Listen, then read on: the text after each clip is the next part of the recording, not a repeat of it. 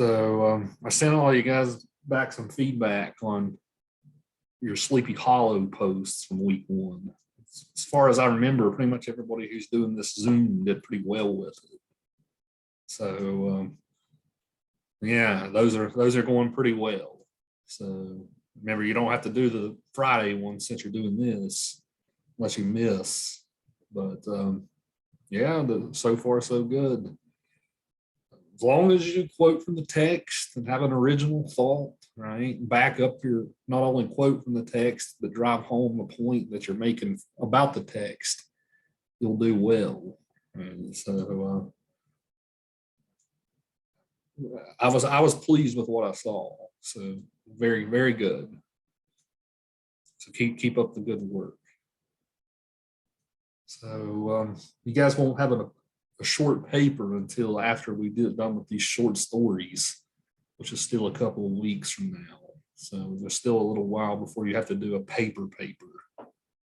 Okay.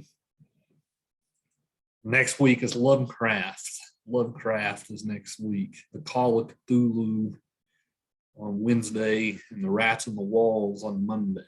So two great Lovecraft stories. So if you don't like rats, Monday's not going to be your day. Right? Lovecraft, just so you guys know ahead of time, Lovecraft is a challenging read. He's by far the most challenging read we'll encounter this semester. The reason for that is he liked to be purposefully archaic.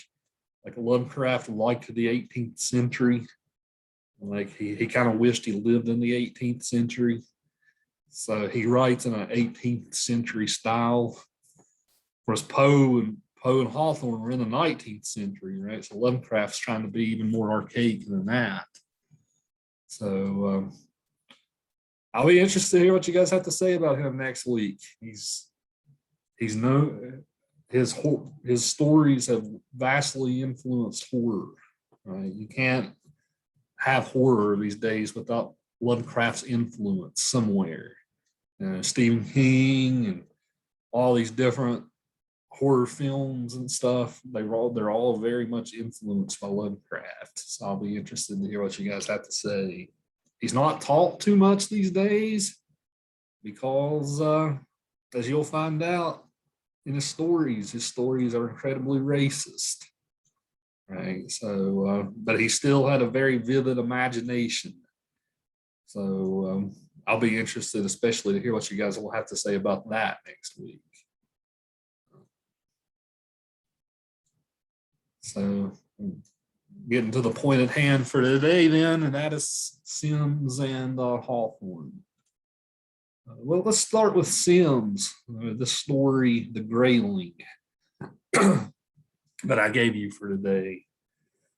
You know, I told you guys last week, Sims is a writer that's not read much anymore, you know, mostly because he lived in the pre-antebellum South, right? So, of course, if you take English 201 here, American Lit to 1865, right, which is a class I teach, if you take that class, Sims is not in the textbook. Right? He's left out of the textbook by the editors. And every time editors are questioned about that, that's the main reason, right? He had very unfashionable views by today's standards. Right? But this guy was widely popular in his day. He was the most read American writer in his day. Like this guy sold books left and right in the 1840s, 1850s. So he was our main novelist that America was known for until much later. So now he's not even read, which is interesting. So he's known for writing a lot of historical fiction, especially about like Native Americans and whatnot. If you guys know the Mel Gibson movie, The Patriot, that's what that movie came from, was his novel called The Partisan. And yeah, that movie came from that book. So all the characters in it and everything. So, but he was also widely known for his Gothic stories, and Grayling is one of the great ones. As you guys probably saw, there's not much of anything out there about this story on the internet. Like on YouTube, there's a bunch of scholars who like take turns reading parts of it. I don't know if any of you guys encountered that, but that's it. That's really the only thing even on YouTube. I haven't really even touched the Grayling yet. I got into the birthmark and what was the other one? The Minister's Black Veil. I haven't been into the other two yet. You haven't got the Sims yet. Well, you still got a couple of days to get that response. I took Monday and made it a lazy day. I'm a day behind. Now, I was thinking over the weekend, and I was like, I'm not going to torture these guys with a Monday response on Labor Day. Right? That would be kind of a douchey thing to do. Well, I think we all appreciate it. All right, so yeah, you guys still have Friday to read Sims. But who all did get to read that one before today? Anybody before I continue? The only one I haven't touched either. I read all three of the other ones. So The only one. go ahead and say as the only one I didn't get to. Yeah, I thought the lecture was going to be on Hawthorne, so I went ahead and started trying to knock out Hawthorne. Yeah, it is. I'm trying my best to cover both during a class session, but we'll spend our time mostly today with Hawthorne. Well, if you guys want to talk about Sims, we can talk about it next week in addition to the discussion boards. Okay? But I will tell you this before we move back to Hawthorne. Like Sims was a widely popular author. Edgar Allan Poe said he was pretty much Edgar Allan Poe's favorite writer. You know, he said the Grayling is one of the finest stories he ever read. So, you know, I will be interested to hear what you guys have to say about it. It's all about, just like how Sleepy Hollow was all about superstition and people who live in backwoods places falling victim to superstition. The Grayling is kind of about that too, but the Grayling asks the question, right? Is it science or is it superstition? Which one should we believe? So the Grayling hasn't aged in that way because these are still questions we ask. Right? What was the person hallucinating, or did the person really see a ghost? Right? Those are the types of questions the Grayling asks. So I'll be interested. One thing, I just reread it before class today, that story. Something to pay attention to is the narrator during it. The narrator frequently changes, and it doesn't really give you much indication that it does change. So the narrator is a bit of Poe and Hawthorne, right? There's a bit of first person and there's a bit of third person, right? You kind of have to keep up with it. So watch out for that too. So it switches through different monologues. Yeah, like the story is told through the perspective of an old grandmother telling a story. She'll randomly like start, but then within the story, it'll randomly start talking in the first person point of view through the perspective of the character. There's not really any shifts to kind of prepare you for that either, right? So I'll be interested. Is it at least linear, or is the time frame all over the place? Yeah, it is linear. Like the grandmother will be telling something in the story, and then the character will randomly start having a first person monologue. Right? It is a linear story, but it's very abrupt with how it does it. So I'll be interested to hear you guys' thoughts on that. Why Sims did that. You can guess that he was reading both Poe and Hawthorne, right? So he was probably playing along with style and things like that a little bit in here. So yeah, we'll talk nothing but Hawthorne then for today. So Hawthorne, Nathaniel Hawthorne, right? One of our premier American writers in the American tradition, just like Poe. When it comes to pre-Civil War fiction, Poe and Hawthorne are the two legends, right? As far as that goes. And you have a lot of other good writers too, like Sims or James Fenimore Cooper, right? Who wrote stuff like Last of the Mohicans, things like that. But as far as innovations in both the short story and the novel, that was mostly Poe and Hawthorne's doings. There was also a lot of pre-Civil War writing written by women too. That's something that we shouldn't skirt over. This is a class mostly on Gothic lit, but it's also a little bit of a lesson in American lit too. But during this time, women sold far more books than men did. Women writers did. And it drove people like Hawthorne crazy, right? And women wrote a lot of like romance novels and things like that.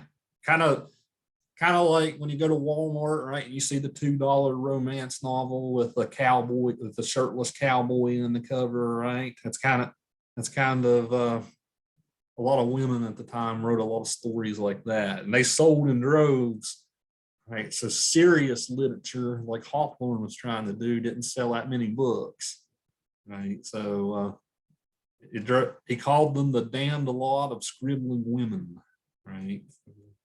Because he was writing serious stuff, right? They were not.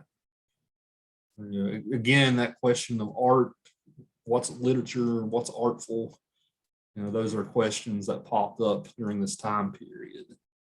Hawthorne became popular after, again, he's another writer who became widely popular after his death.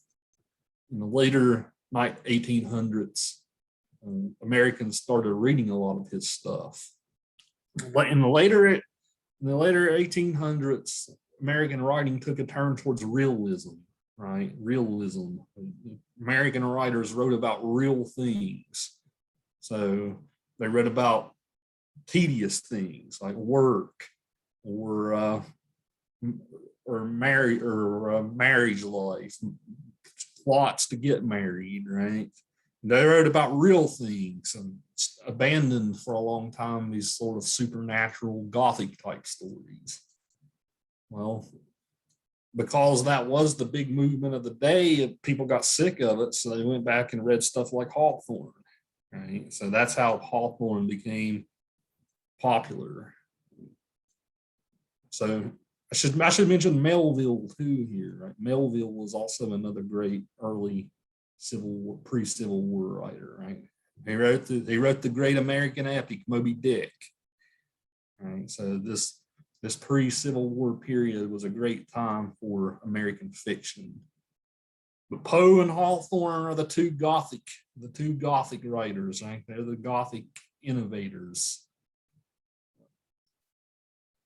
So Poe lived in the greater Boston area, as did a lot of great writers at this time. I can name many writers who lived in the greater Boston area: Hawthorne, Melville, Emerson, Thoreau, Louisa Alcott, right? A lot of great writers lived in that greater Boston area. And that's especially important for Hawthorne because his ancestors were living during the Salem witch trials. And it was actually Hawthorne's like great grandfather or something. It was something like that, who was one of the judges during the witch trials who condemned these women to death. Right. So Hawthorne's writing is often pervaded with this sense of guilt, right, for what his like family had done to these women during the witch trials. So he often takes the Puritans, the early Puritans, right, as a sense of inspiration for his writing, which is definitely a way into the minister's black veil, right?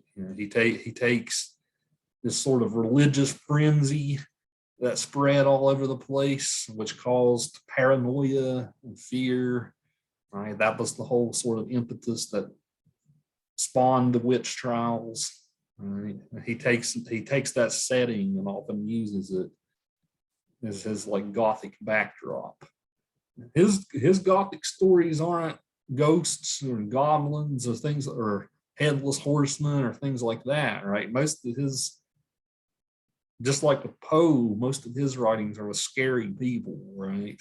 You know, that's pretty much what we get, people and their fears and their what drives people, things like that. That's Hawthorne's very psychological in that way.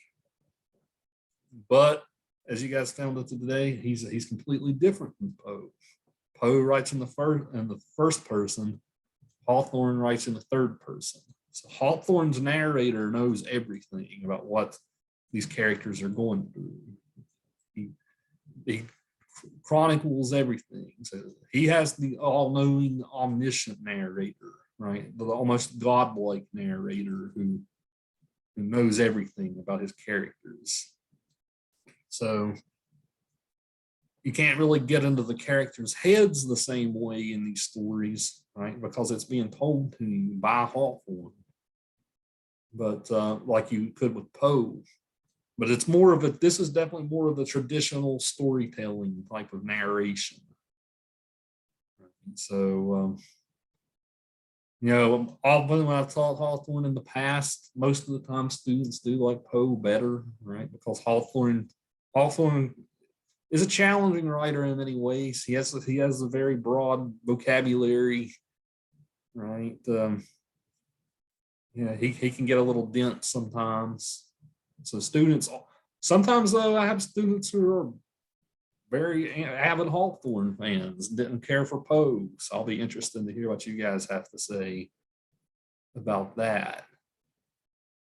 But Hawthorne was driven by like I said, his ancestors being part of Puritan America.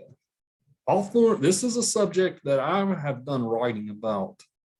But for my doctoral work, I did a chapter on Hawthorne and Poe in my doctoral thesis.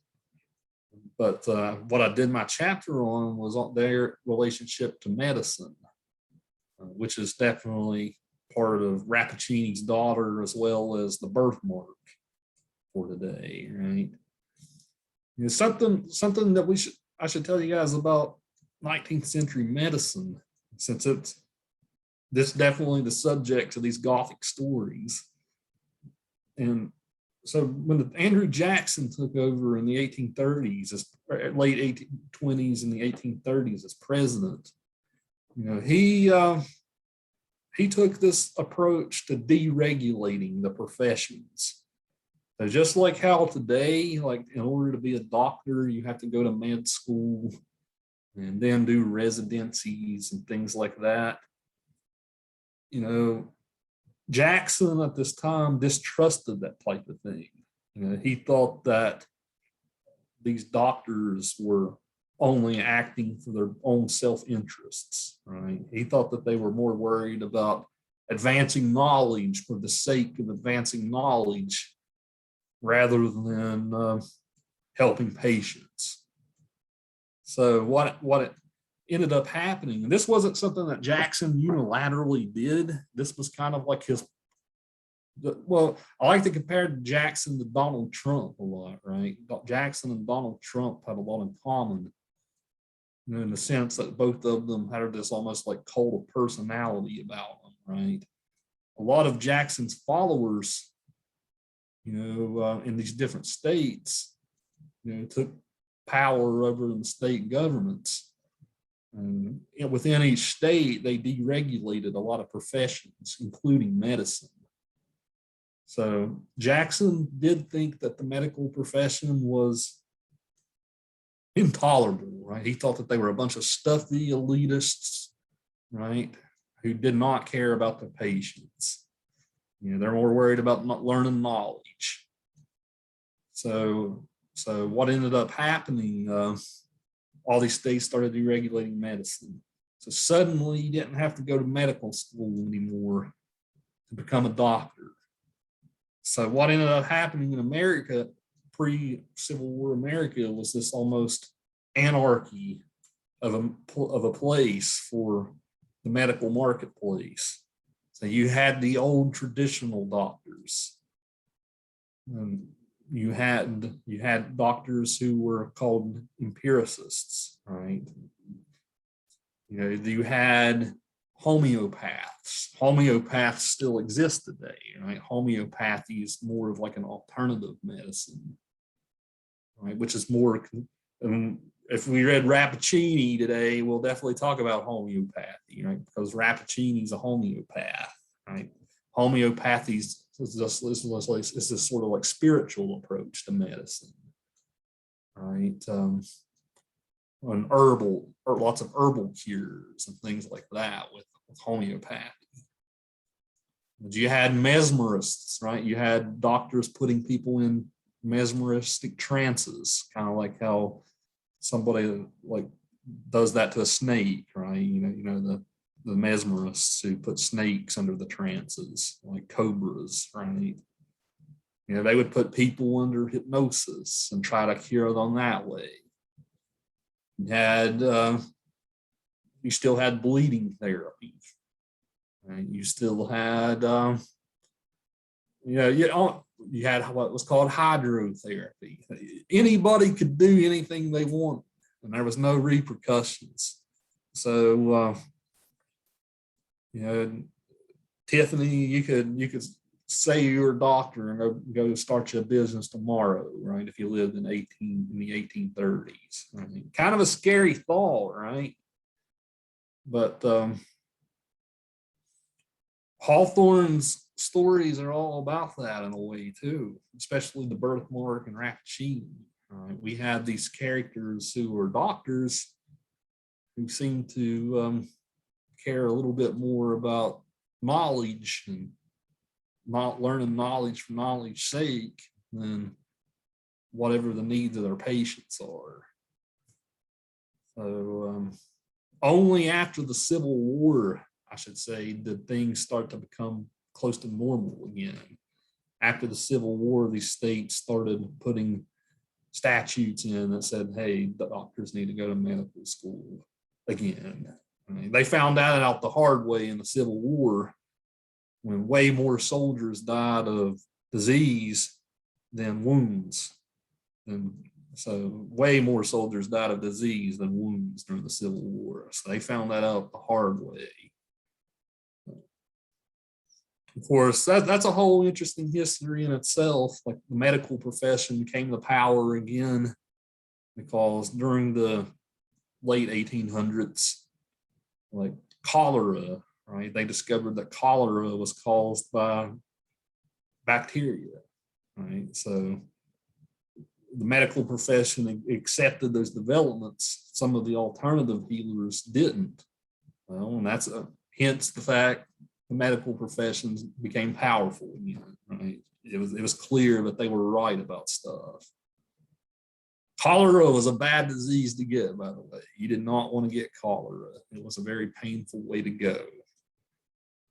So you guys know what cholera is? It's a disease that usually occurs with like surgery and stuff, right? A disease with what? It usually pops up with like surgeries and stuff like that. Not necessarily. You're close though. It did show up a lot with like unsanitary conditions and things like that. So like if the water wasn't clean and things like that, people drank the water, people would get cholera. And it was a mass epidemic. It killed hundreds of thousands of people in the 1800s. And they found out that it was caused by bacteria, right? So when they invented antibiotics, right, that pretty much killed it off. So, like I said, hundreds of thousands of people died of that during the 1800s. The only place you see cholera today is third world countries. Like it still exists, but only third world countries get it. And when you got the disease, you pretty much got diarrhea so bad that it killed you. Right? That's pretty much what cholera was. Right? So not a fun way to go. You got so dehydrated, your body would lose so much water that you would die. So, and then happened over like 2 or 3 days. Once you got it, 2 or 3 days later, you were dead. So yeah, fun times, the 1800s. Be glad you live in the 21st century, right? So, well, I'm going to turn. So that's a little bit of lecture about Hawthorne. I'm introducing a couple of the major themes, right? Especially the Puritan stuff and medicine, knowledge.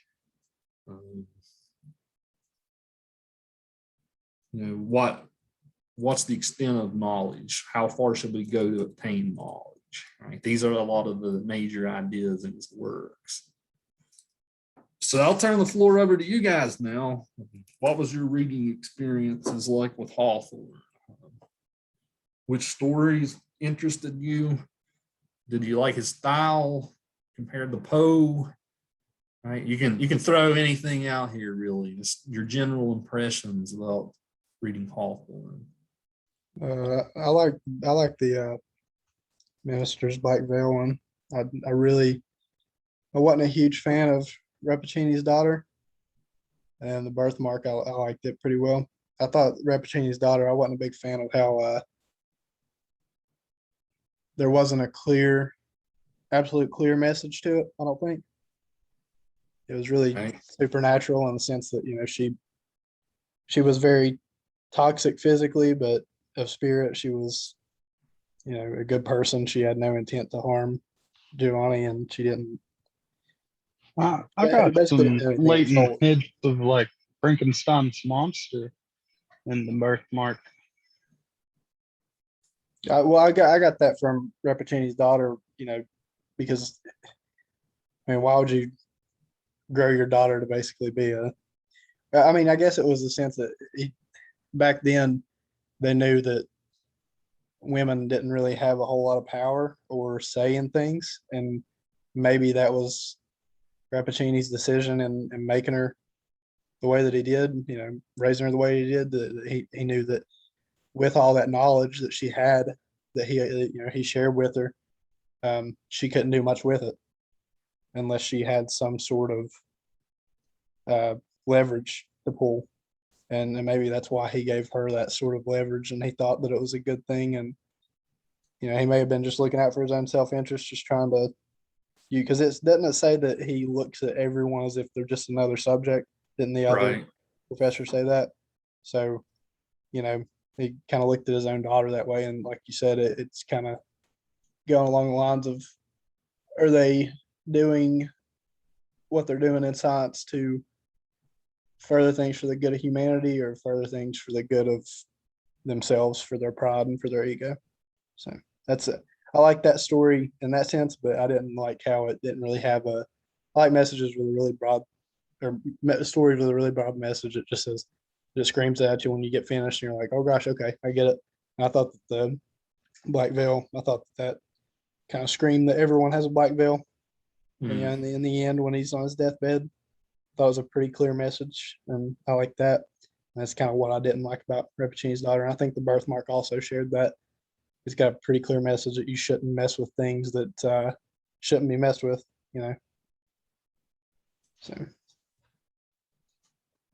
So Colton preferred the more tight-knit ending in the other two, right? Than in Rappaccini.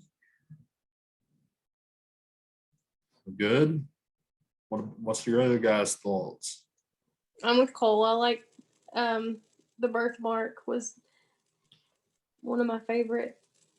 I could resonate with it because being a perfectionist sometimes with things, the more I mess with them, then the worse it gets.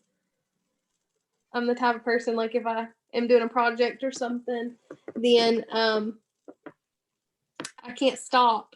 Like once I get started on it, and then the more I put on it, as far as like crafts and stuff like that, the worse it looks.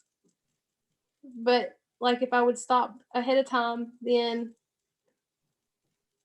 I had already reached perfection a long time before then. So yeah, I like that one. And I like the minister's veil too. Because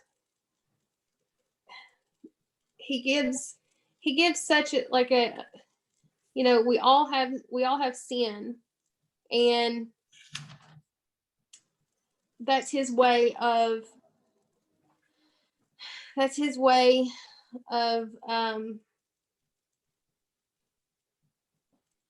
trying to tell I can't get words out today. I'm sorry. You know, he parsed it out for us. We're in no hurry. Yeah, he's just, you know, he's just trying. He puts it to where, like, I don't know. I He can't. I'm used himself sorry. as a symbol. Is that what you're getting at? Yes, and you know, it says like more sinners come to him because, you know, he's, but basically they see him as, you know, not somebody that's all holy and could be judgmental towards them, but as somebody that, you know, could resonate. And I can't think of Well, words today. If you look at drug abuse counselors, a very big percentage of them are former drug users. Former addicts, right? So it's a Yeah. lot easier for an addict to talk to someone who's been there and knows that they're an addict as well. And Yes. those people wear that black veil. They say, "Yeah, I was an addict." A lot of them are very vocal about it. And he was vocal about whatever, you know, unspoken sin it was that he committed. Didn't say what it was. I think Poe actually. I read something that Poe had criticized that part of the story, was that Poe didn't like that his sin wasn't, you know, Revealed. revealed, you know, very distinctly. A lot of people speculate that he had an affair with the maiden that had died, and that's why people said they had some kind of spiritual connection at the funeral. But no, I agree with you. He definitely was approachable, and a sinner was much more comfortable coming and saying, "Hey, this is what I did," because they know he did something real bad too, because he has a veil over his face and he didn't take it off his whole life. And you know, it's a big symbol there. Thanks, Colton.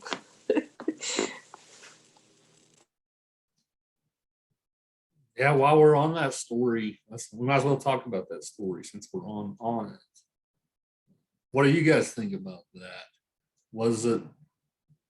Do you agree with Poe? Right? Do you think that it should have been revealed, or do you like the fact that it never was? Right?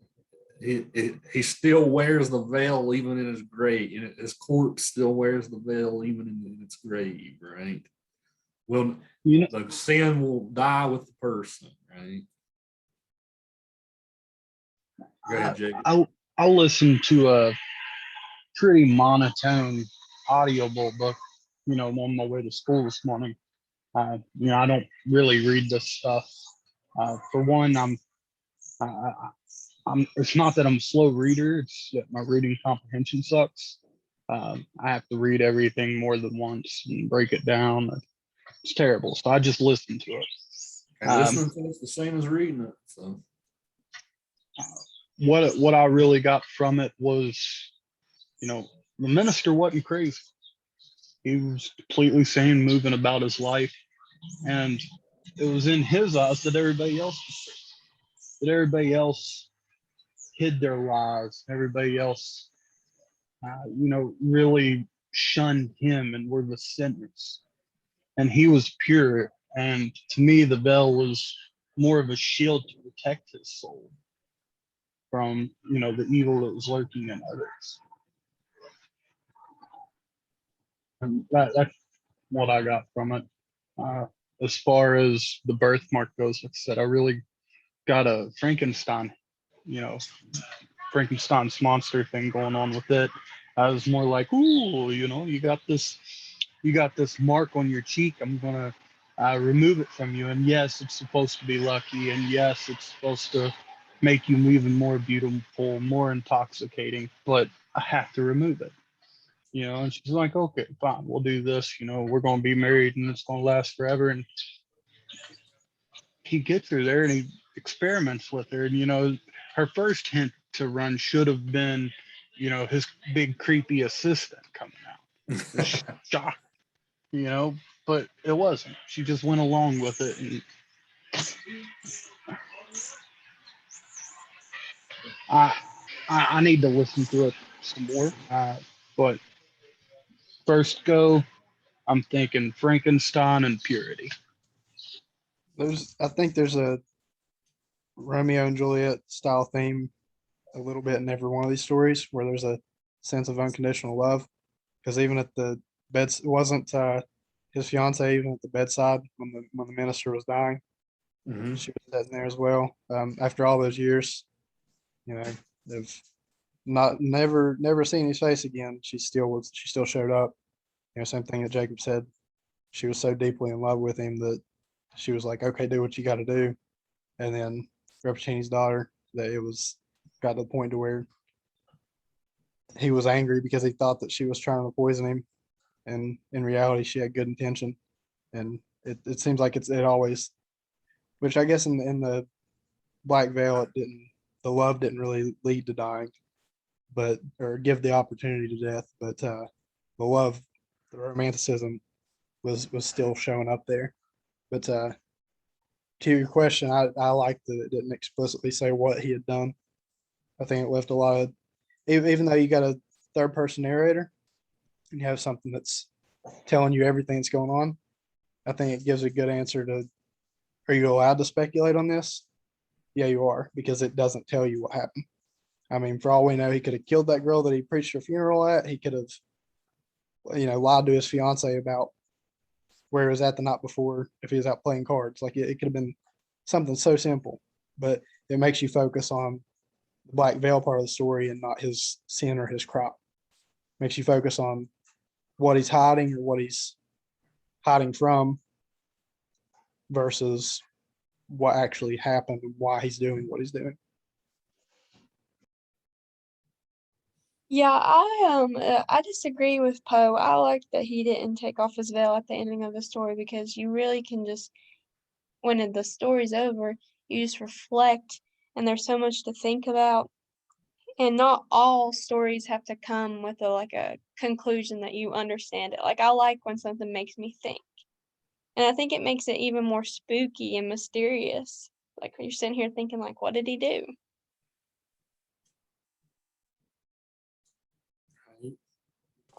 As Colton said, right? He could have done anything, right? It could have been a little white lie, right? Or it could be something horrendous, right? But maybe that's not the point, right? It's the point is we all do this type of thing, right? What? So I'll ask you guys this question: why does people in the town turn against this guy, right? Like he was the town's premier minister, right? Everybody in the town loved him, but people started getting creeped out by this veil, right? I always like to say when I teach this story, imagine if this took place in like a Baptist church in Wyoming County, right? How would people react? Right? Probably the same way, right? People would get creeped out and probably run this guy out of town, right? So what's so creepy about it? Why is this so unsettling? Pack mentality. That's why they all, why hide your face? What's behind there? There's a lot of them that thought that if he lifted the veil up, it wouldn't even be him. But they all said, it's his voice and it's his style of preaching and it's his walk and his demeanor. But what if he lifts his veil and it's not even him? So it just gives you that sense of it's a mask, he's different than he was before because it's the symbolism of I'm not showing who I am now. you know, and everybody knew he was kind of a, can't remember the word they used to describe it. Was it melancholy? I think is, and what does that mean exactly? Does that mean he's kind of just like kind of monotone, not real expressive? So back in the it means day, or go ahead, Jacob. melancholy, that's, bad opposition towards life, right? Means that everything's cast in doubt. You're not really happy about anything. You're very pessimistic. Or Yeah, am I on the wrong side of that?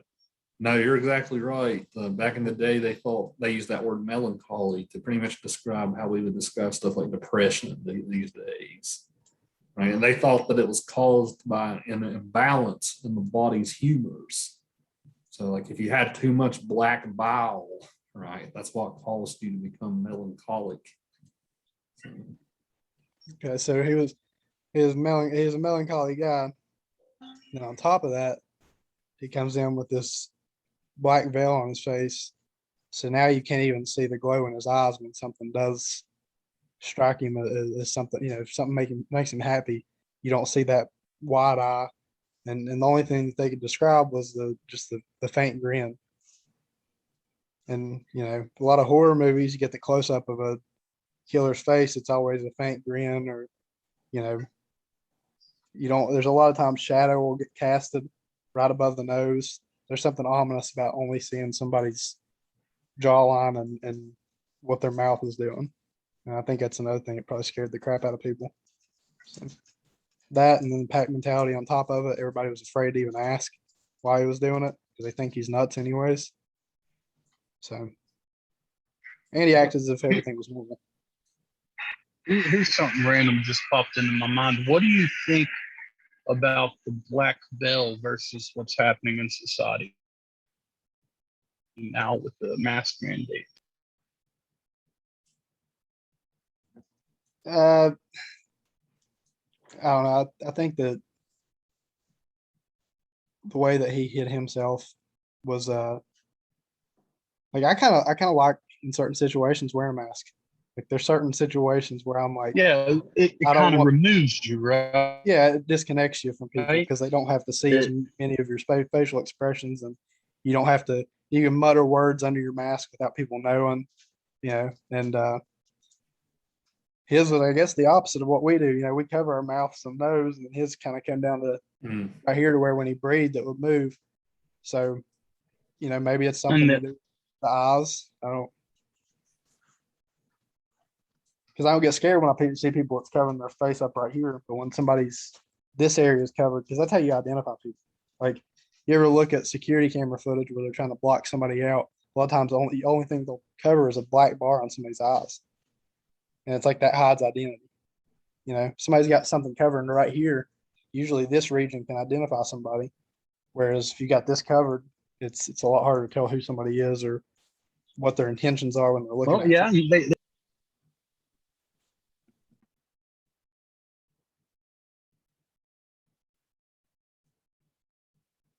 Now, what's the other you guys thinking here? Like, especially this pack mentality Colton describes. Like, why does this set off the pack mentality?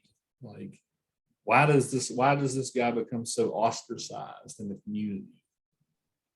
People don't like anything that's different whatsoever. Anybody who stands out, anybody who's the black sheep, anybody who does anything that's different than what is normal in society, they judge them and they view them a certain way.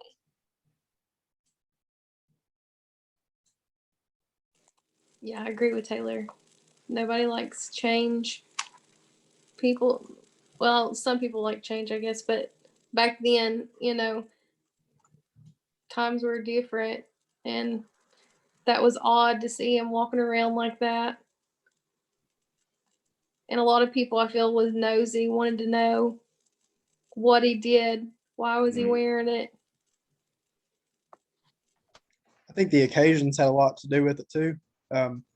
Beginning of the story, it's one of those things. A black veil is something I guess you would wear at a funeral. It's something you would wear when there's a formal event that's going to be depressive. It's going to make you sad, and it's going to kill the mood. And that's where you wear a black veil at. And he was wearing one in the service. He was wearing one at a wedding, like wearing a black veil at a wedding, and it chilled the bride. Like the bride's fingers were cold. So that was, and there's a reason for people to be like, yeah, I don't like this guy right now because he's kind of jacking up my wedding. Like if my pastor at my wedding would have wore, I told him what color to wear. I was like, don't wear that khaki suit, wear something gray because we're in gray. And then this dude pops up with a black veil on his face at this joyous event.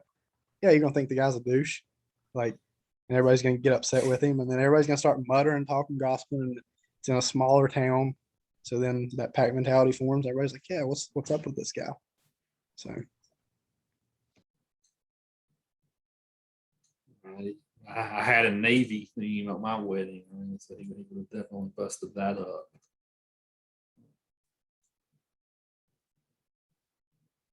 Yeah, I think you guys are all on to something here. That people don't like people different from them, right? That's part of it. Plus, he's not so good with his social cues here. Right? What about this message of hidden sin?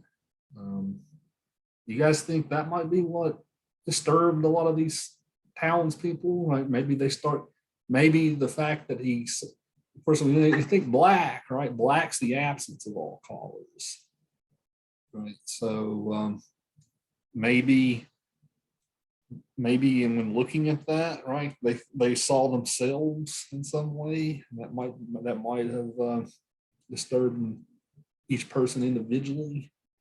Like maybe his preaching was very effective here, right? Because they all looked into their own black souls, so to speak.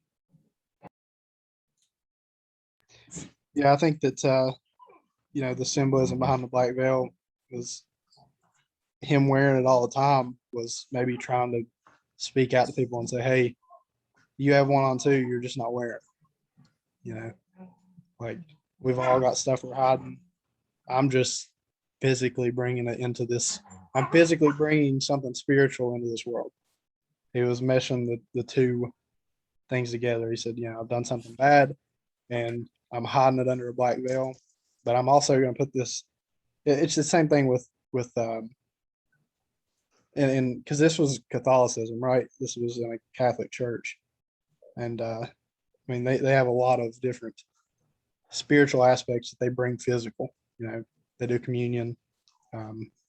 They I'm trying to think of the word for it. It's they have the altar boys that come up and they do all that different stuff. They light candles. There's a lot of physical things that are brought over to symbolize spirituality. So I think that could have been what he was doing there.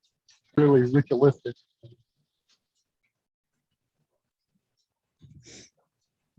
Yeah, this story would have been the old New England Puritans, who were the exact opposite of Catholics as far as Okay. that goes, right? Gotcha. So Catholics are all about like the pomp and ceremony of the worship, right? Whereas Puritans back then were kind of like how old regular Baptists are today, right? They did not like music. They didn't like any type of like pomp and ceremony in their worship services. There you go. It could have been something that freaked him out. He's doing something way out of their realm, from what a typical minister would have done. So probably could have freaked him out a little bit, because I assume they didn't wear robes or anything like that like Catholics do in mass. So the fact that he's got a veil on his face during service probably freaked a lot of people out. Yeah, if you guys have ever been to an old school Baptist church like that, right? Puritan New England was very much like that.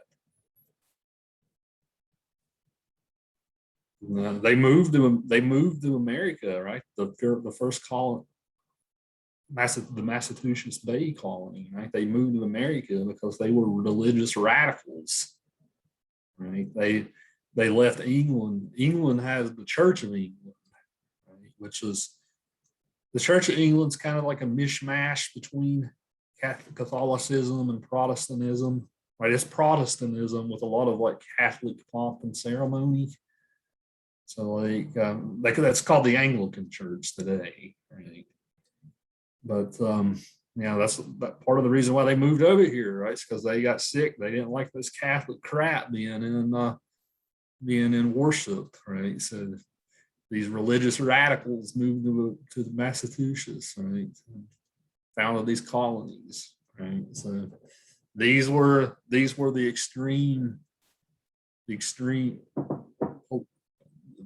right wing, I guess you could say, of the day, right? And they wanted tradition and order, and didn't like that they were bringing all this other stuff into it.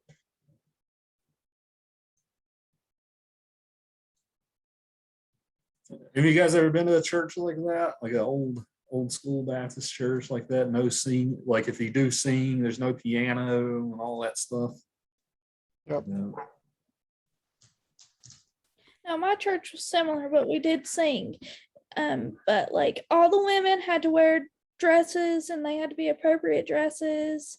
And like if you even dare bring any other like close religion in, it was immediately put down. So I guess with the colonization, they probably, I guess, got sick of maybe the showmanship in Catholicism, Mm-hmm.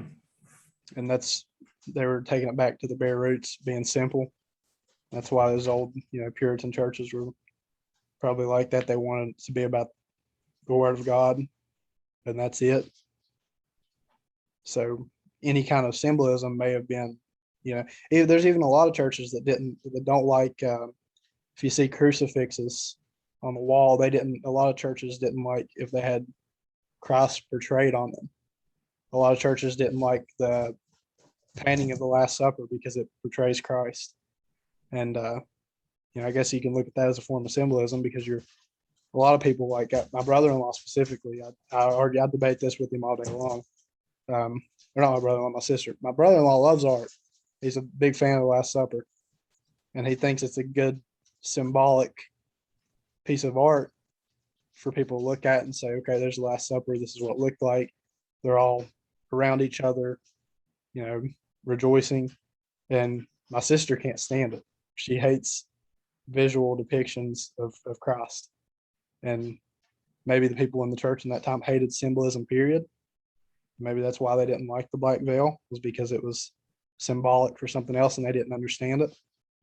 And they thought maybe that it was him trying to incorporate something outside of what he was supposed to be there doing into the church.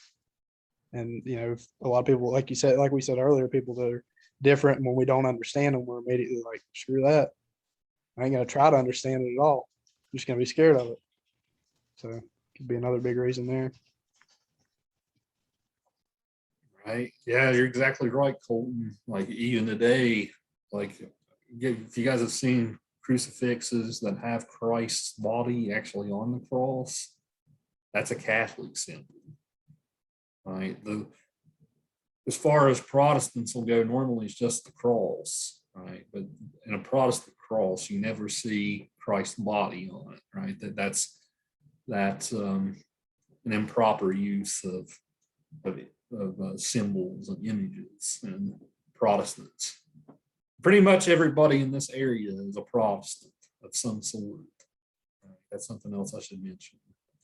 Baptists, Presbyterians, whatever group you belong to. That if you're not a Catholic, you're a Protestant, right? So I guarantee you, probably if you're not a Catholic yourself, you've never really seen much of the cross that has Jesus' body actually on it. I think there's one Catholic church that I know of in Logan County. I don't know if there might be another one, but I know of one down in Chapmanville. That's it. And as far as Anglican goes, I think there's one in between Southridge and Charleston, right there on near Oakwood Road. There's a big church way up on the left there, and it just screams, like you said earlier, it's a mixture of Protestantism and Catholicism. It screams that there's ceremonial stuff going on and that they wear the robes and everything, because I've seen their services live streamed, and you can look at the building and tell that they're all about ceremony. And my brother-in-law actually explained to me that a lot of their theology is very similar to Protestantism, but their practices and ceremonies are a lot like Catholicism, like you said earlier. Yeah, it's all interesting, the differences between these different groups of Christianity and stuff. And I know one year my dad wanted a crucifix for Christmas. Like he bought one that had Jesus's body on it. I'm like, Dad, it's Catholic. They'll run you out of town if you wear that down at your Baptist church. So he didn't listen to me, and then I ended up being right. So funny story that. That's neat. I've never. This is all new to me. I've never heard of this before. It's like that, I guess, is a form of idolatry. You know, you're worshiping. Well, that's the way my sister explains it, and I argue with her all day long because it is, as Southern Baptist as I am, I love the painting of the Last Supper. I don't care if people paint Jesus as long as they try to get it as true as possible. You know, I don't like the typical, you know, Midwestern looking Jesus Christ, because we all know he was from the Middle East. But I like when people try to get as accurate as they can historically.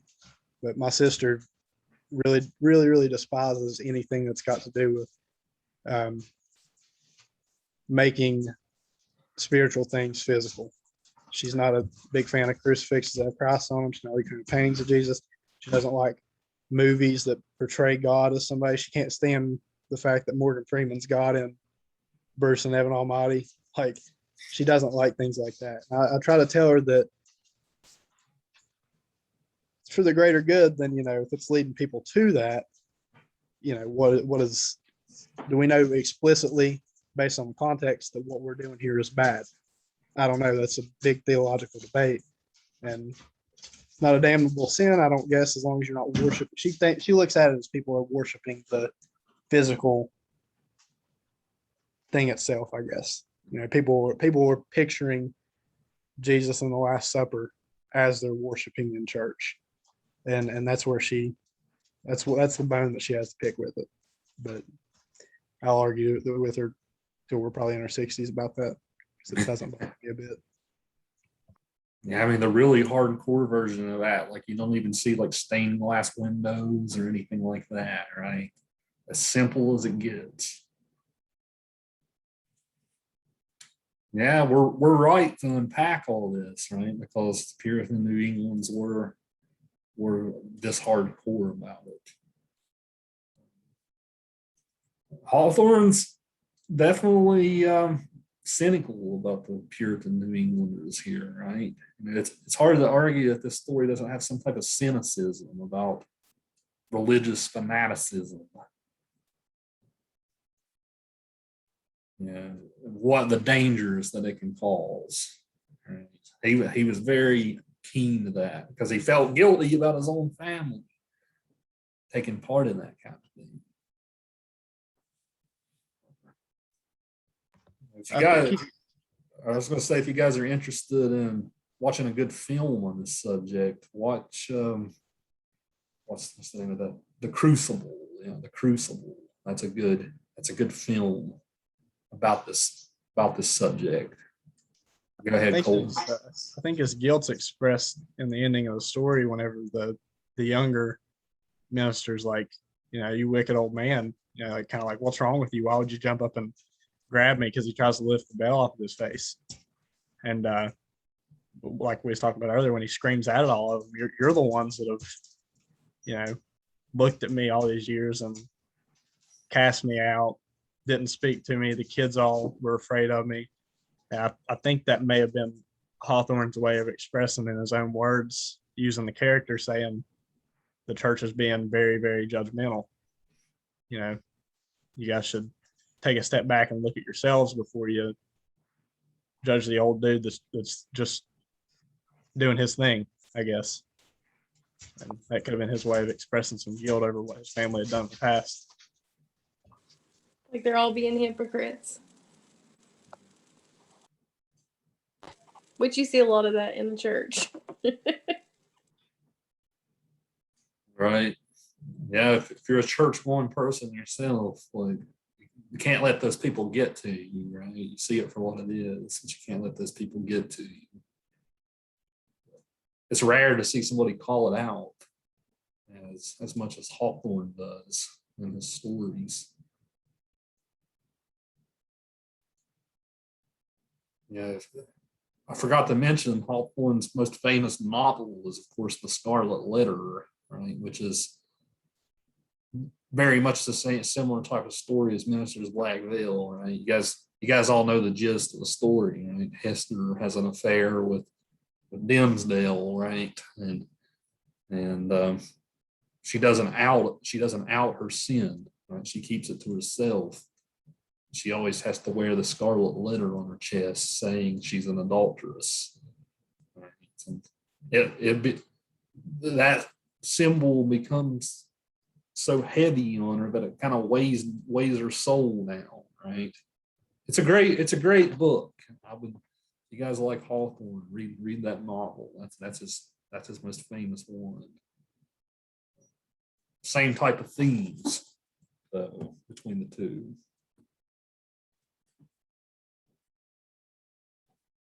Yeah, We pretty. watched the Go ahead. video. We watched the video of the Scarlet Letter. I think whenever I was in like the 6th grade or something, they had like it wasn't like a real publicized video.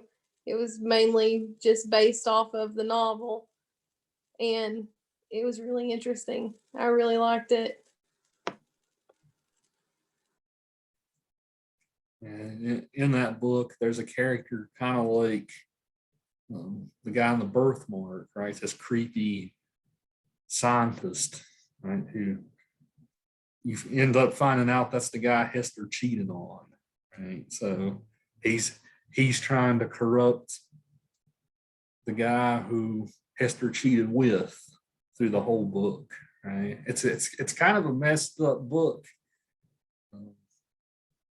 You guys are curious, definitely read that if you like Hawthorne's style, definitely read that on your own time. It's a good one.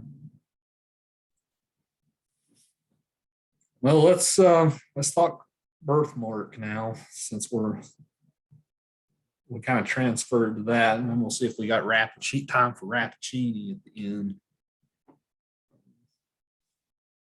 Yeah, Jacob mentioned earlier, this is a very Frankenstein-like story, right? Of course, we're going to read Frankenstein in a couple of weeks, so we'll bring the story back up then for sure. But I would definitely say that the character, like if you guys have ever seen any of those old Frankenstein films, the character of the assistant, Victor Frankenstein's assistant, like usually he's got a hunchback or something, right? That comes from this story, right? More than not the Frankenstein story. So we get a little bit of Hawthorne sprinkled into Frankenstein films, even, right? So you're very much right to point that out earlier, Jacob. It's similar.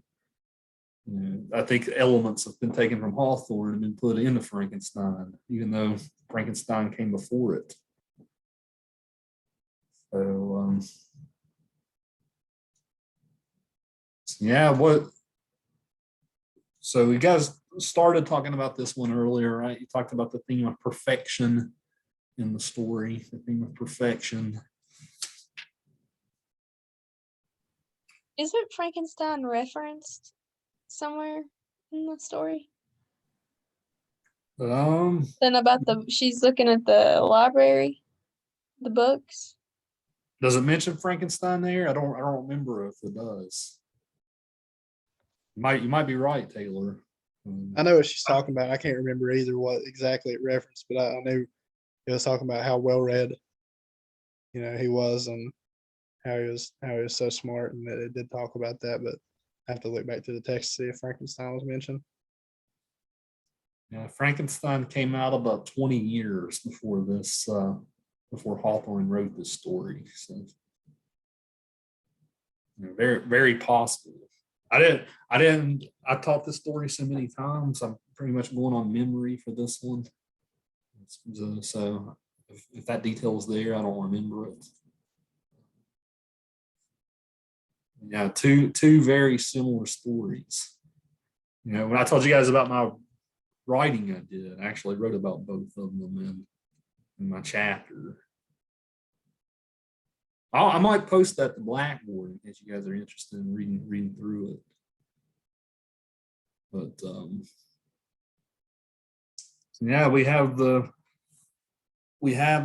perfection angle we can go into with this story. We have the sort of enlightenment angle here too, right? Which, of course, you guys know in the late 1700s, the movement came about called the Enlightenment. Right? This is when we started getting the idea that science is, almost anything can be explained by science. Right? So the Enlightenment took away a lot of stuff that mysticism, religious types of mysticism before tried to explain. So a lot of this story too is about that, right?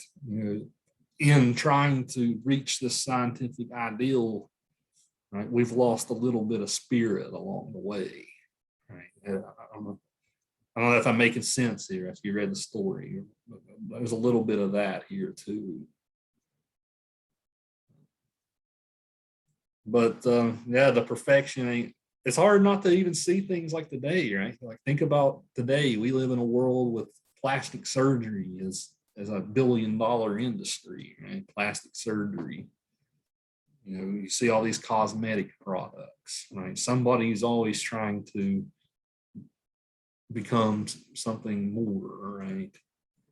So this story hasn't aged a day in that regard, right? We're always striving for perfection.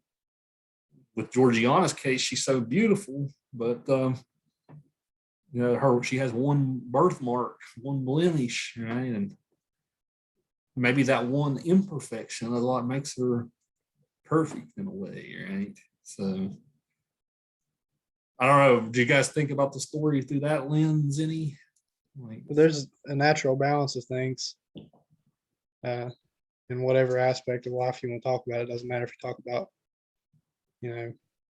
beauty or energy, or you go into a million different topics and talk about how there's a perfect balance. Like if coal's awesome, it's an awesome natural resource, but if we burn too much coal, the environment's going to get completely screwed. We know that for a fact.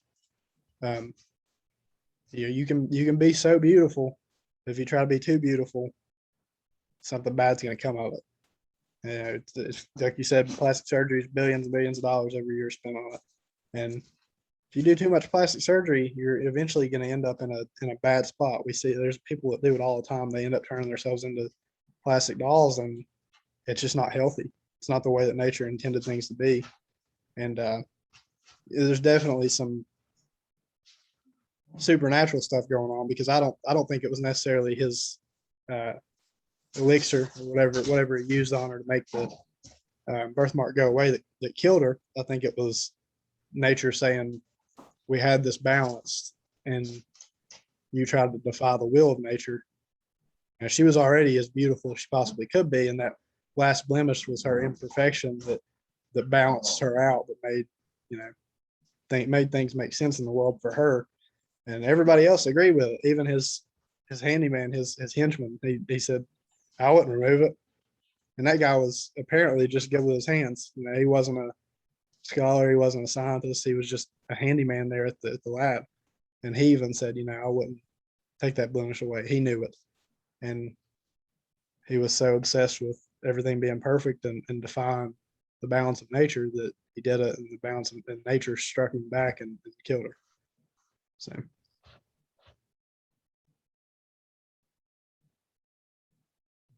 well, the rest of your guys' take on this subject, beauty and our quest to find it, right? Especially today. The first thing I thought about when you were talking about that, Colton, was the Kardashians, Mhm. because they were all extremely beautiful women or girls, and they have completely just blotched themselves and their body. I think there was the one Kardashian who her grandma accidentally posted a unedited picture of her, and she was sending out like letters to people telling them they had to With delete the cease and picture. desist. Yeah. Yeah, cease and assist. She was sending Yeah. out It was, I think it was Courtney yeah, that it happened to. It was, they were by the pool or something, weren't they? yeah, And she had posted some pictures that were unedited. They didn't trim her, I guess yeah. her love handles down. And she was really, and it's even got as far, like, you can bridge that over. It's got so far now that it's technological. It's not just medicine or plastic surgery. We're going as far as to make things so perfect online for people that we use these apps. I mean, Right. I've used Facetune before on my face when I had a big pimple. I'm a dude. I had a big old pimple on my chin for a picture one time. I was like, I'm gonna remove that so I can post it on Instagram. I don't want nobody seeing that. And it's not the way that things are meant to be, because it'll come back and bite you in the butt. Because as soon as somebody asks you out on a date and you've been slimming your face down or giving yourself a unnatural tan on Instagram, they're gonna get in person and be like, it's just whole catfish thing.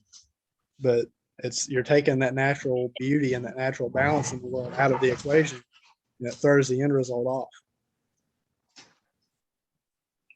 It's sad too because there's so many young girls who look up to them, and you're 13 and 12 years old and you get on social media and you see today's beauty standard is unachievable because it doesn't exist naturally. I'll tell you something interesting to do. A lot of it's Western culture. If you go look at what, like an AI generated beauty standard for the rest of the world, a lot of these other countries have different shapes and different sizes of women that they're accustomed to what is considered a beauty standard. Like if you look at the Italian standard for beauty in women, they're not going to be nearly as slim as what American women try to make themselves. And I think it's got a lot to do with Western culture, and it all stems from how far will I go for somebody. And I think that's a big thing in this story is she's so in love with him that she's got something that everybody else kind of adores. They think it's like a cute little thing. You know what I mean? If you're in love with somebody, their imperfections should be perfections to you. And that screams out, like, Dr. Yeager was talking about earlier, his passion for science and just everybody being a subject and wanting knowledge for knowledge, not for the greater good of humanity. He just wanted it for himself. He wanted to know more. And he looks at her as a subject, not as his wife. And she's already beautiful. She's a scholar. She's perfect. And he just completely destroys her just over that one little tiny blemish she has. Yeah, he definitely doesn't love her. Yeah, I mean, you can't. It's the whole thing was everybody else was okay with it. What was his deal? And it's got to be that he was so obsessed with his work. He might have left his lab behind and left his profession behind, but that yearning to want more of being so successful, he went and showed her all of his work. And didn't he have in the story something that he said would make you immortal, pretty much? Wasn't he claiming that? Yeah, And I he mean, was. that just goes back to, you saying earlier that anybody could be a doctor back then. I mean, that shit probably could have killed you, like, for all we know. He could have had a complete death sentence in that bottle that he's saying makes you immortal. And he's just so driven, and there's no standards. There's no, like you said, there's no repercussions to your actions. And he was fine with, if she died from it, all he had to do was tell the authorities, yeah, she wanted that birthmark drawn and she told me to do it. I tried my best to do it. I'm not a doctor by any standards of the law. So this is what happened. And it was all because of his love for science and not his love for her. And her love for him is what ended up being her downfall. Ladies, would you accept a man this toxic who's constantly fretting over your birthmark? Absolutely not.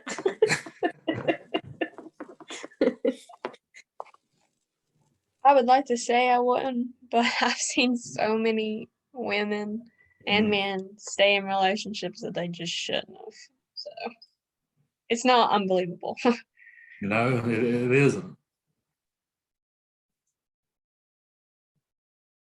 It's a very sad story in many ways, right?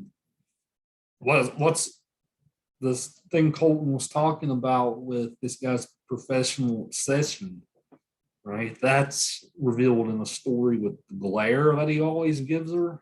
I don't know if you guys caught on to that detail here, but he's constantly like looking at her at this intense, like scientific gaze, almost like the way that he even looks at her is creepy, right? Like she's a test subject rather than Well, a if it human wouldn't have been being. that, it would have been something else.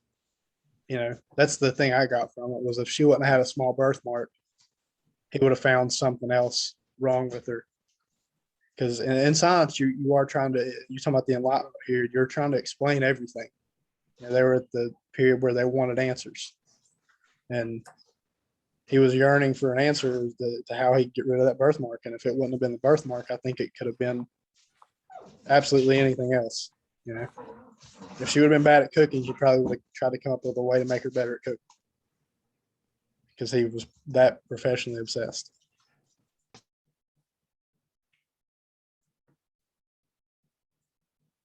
Yeah, imagine somebody's always looking at you like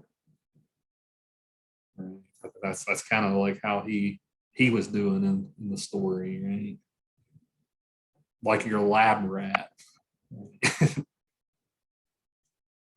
And her whole life, everybody's viewed her as this beautiful woman, and they've adored her. My dogs are about to go crazy. Oh,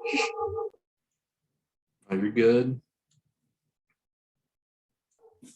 Anyway, all these people have viewed her as this beautiful woman, and for the first time, somebody's looking at her differently. So we have to think how that affected her.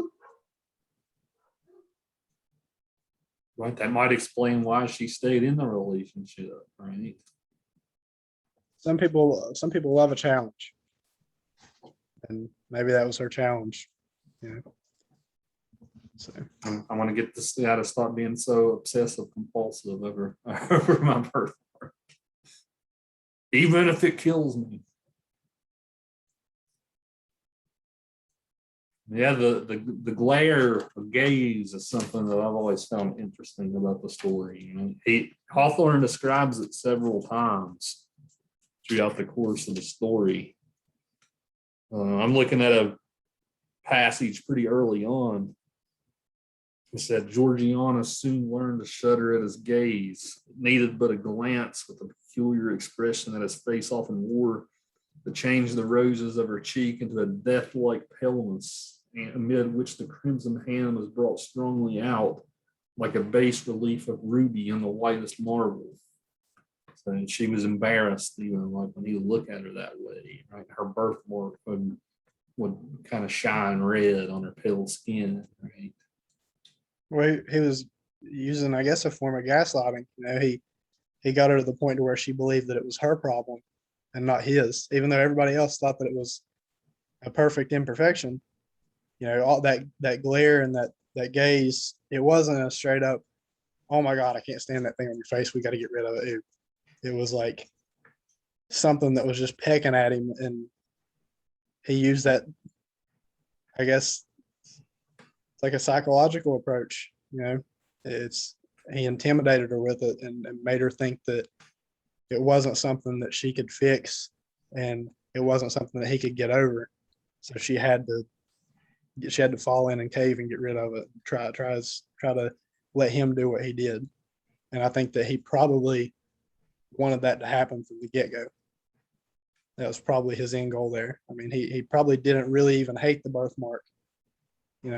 It's described that he did, but it was probably, just like I said earlier, the imperfection that he was looking for to try to fix, because he had some kind of yearning to be successful, to have an achievement. with her as a subject. Yeah, there's textual evidence there to back you up, Colton. About midway through the story, Hawthorne describes it. He says, seated calmly in this laboratory, the pale philosopher had investigated the secrets of the highest cloud region and of the profoundest minds. He had satisfied himself of the causes that kindled but kept alive the fires of the volcano, and it explained the mystery of fountains and how it is that they gush forth, some so bright and pure, and others with such rich medicinal virtues in the dark bosom of the earth. Here too, at an earlier period, he had studied the wonders of the human frame and attempted to fathom the very process by which nature assimilates all her precious influences from earth and air and from the spiritual world to create and foster man her masterpiece. The latter pursuit, however, Almer had long laid aside in unwilling recognition of the truth, against which all seekers sooner or later stumble, that her great creative mother, while she amuses us with apparently working in the broadest sunshine, is yet severely careful to keep her own secrets, and in spite of her pretended openness, shows us nothing but results. She permits us indeed to mar, but seldom to mend, and like a jealous patentee, on no account to make. So not only his obsession here, right? Yeah, he's a guy who wants to explain everything. Not only his obsession, but also some things are better left unknown, right? You don't want the idea of playing God is also a theme in the story, right? How far does science go, right? Until we actually start to play God, right? That's a question we'll also encounter with Frankenstein when he creates a whole human being unnaturally. What's the limits of this? When do we start playing God? I don't know what are you guys, what's your guys' thoughts about that question in general, not just in the story, but in general? How far do we go whenever we do start to play God when it comes to science? I think you have to have a natural progression. I don't think it's one of those things that you can just. I mean, this may be way out of context and not irrelevant to anybody else, but kind of like the hydrogen bombs and just dropping two massive bombs on Hiroshima and Nagasaki. We definitely played God with that. Mhm. Killed so many innocent civilians and women and children. You know, we just eliminated lives there.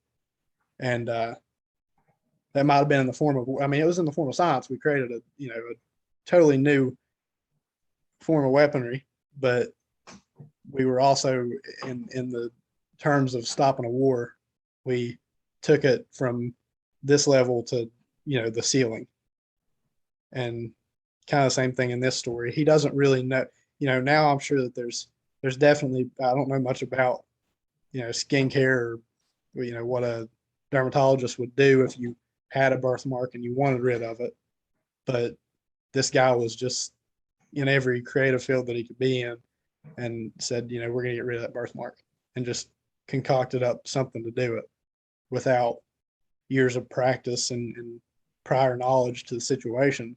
He just used what he thought he knew in his brain. And I think that that's kind of what playing God is when you just cut to the chase and jump on whatever it is that you want achieved without trial and error and starting things from the base level and climbing up the ladder. It's like, you try to take off running and jump on a ladder, you're probably going to bust your face off something. But if you just take the first step and then the next step and the next step, then you're going to get up the ladder effectively. So. This is a big question.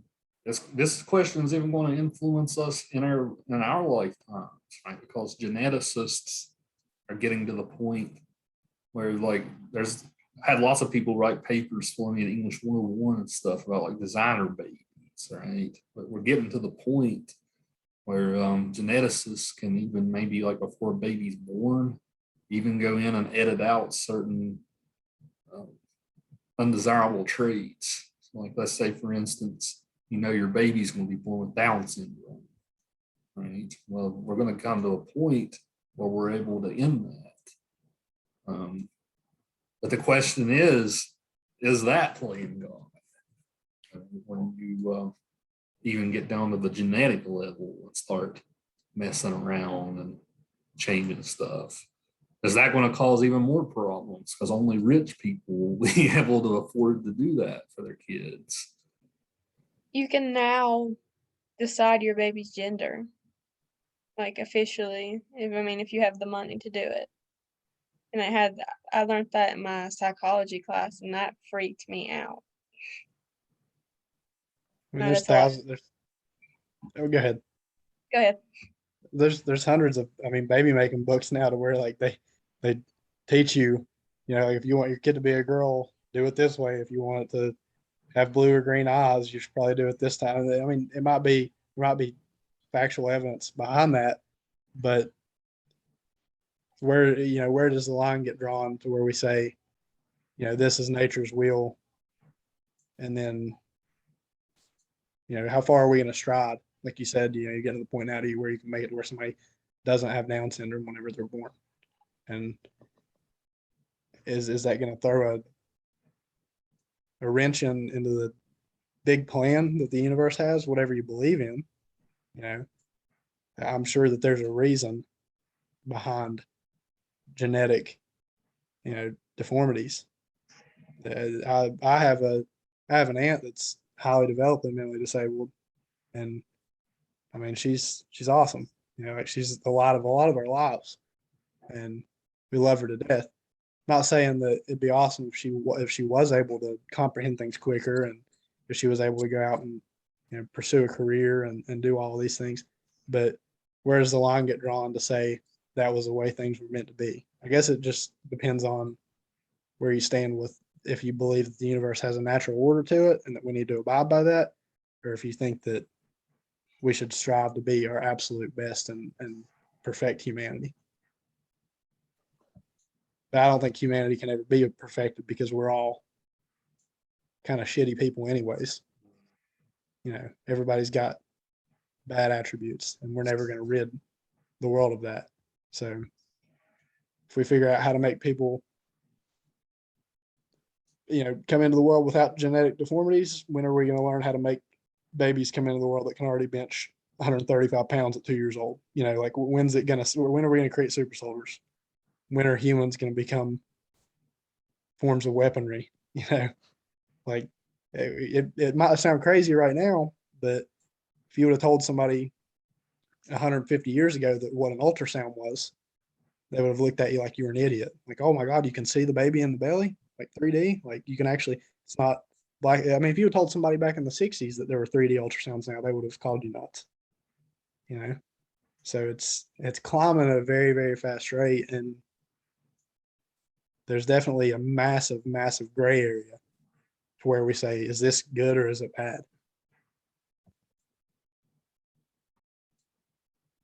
Right? Oftentimes, medical practitioners don't stop to think about these questions, right? Like it's almost like in the stories, they strive for knowledge's sake, right? Whether don't really think about the ethics and the consequences, right?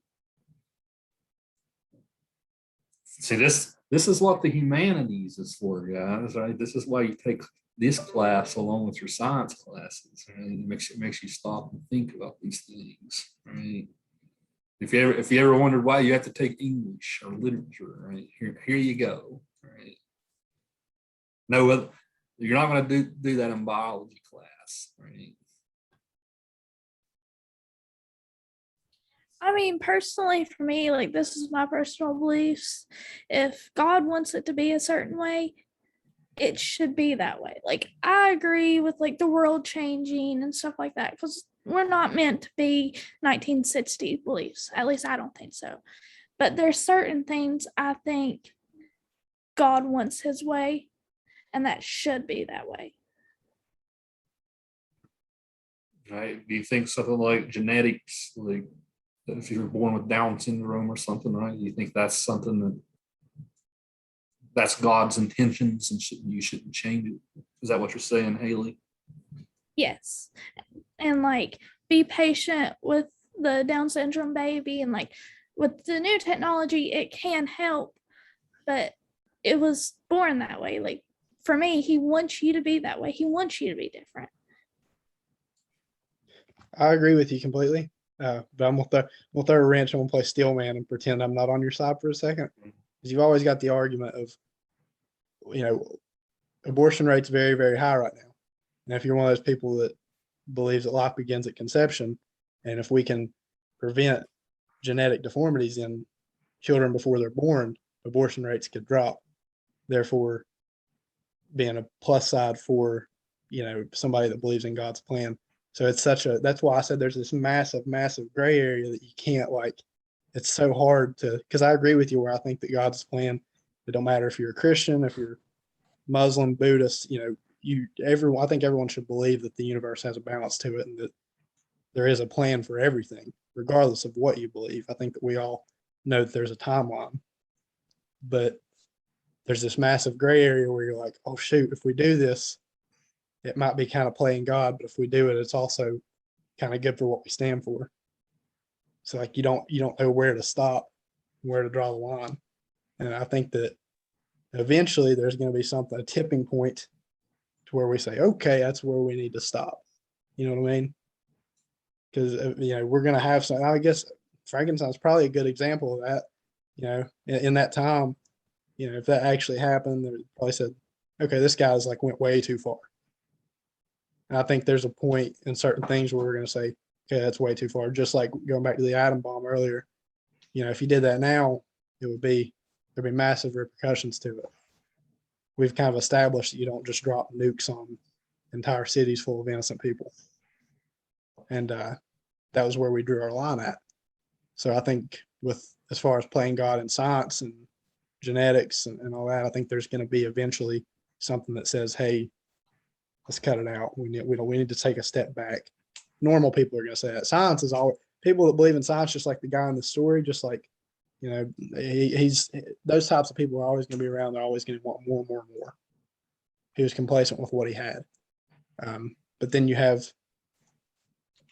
humanity that says, okay, what we have is good and we should be thankful for it. And not try to mess with it further because it looks kind of like we're going down a dark path. So that's why I said there's this giant chunk of gray area, and that gray area pisses me off to no end because I think on it a lot. I've always said that's my biggest struggle with being a Christian is every day I think, is there God? And I'm like, what are you doing, Colton? Of course there is. You believe this, you believe that, because that's part of having, that's part of your id. It's part of your sin. It's part of human error is questioning the things that you have faith in. That's where faith kicks in. But the gray area is something that ticks me. That's why I'm going into psychology and why I want to be a clinical psychologist and get into philosophy and stuff is because I want to know what other people think of that gray area, because that gray area controls a big portion of our life. Because it can go all the way from science down to social issues, down to war, to finances, to relationships. That gray area enters every single part of your life. So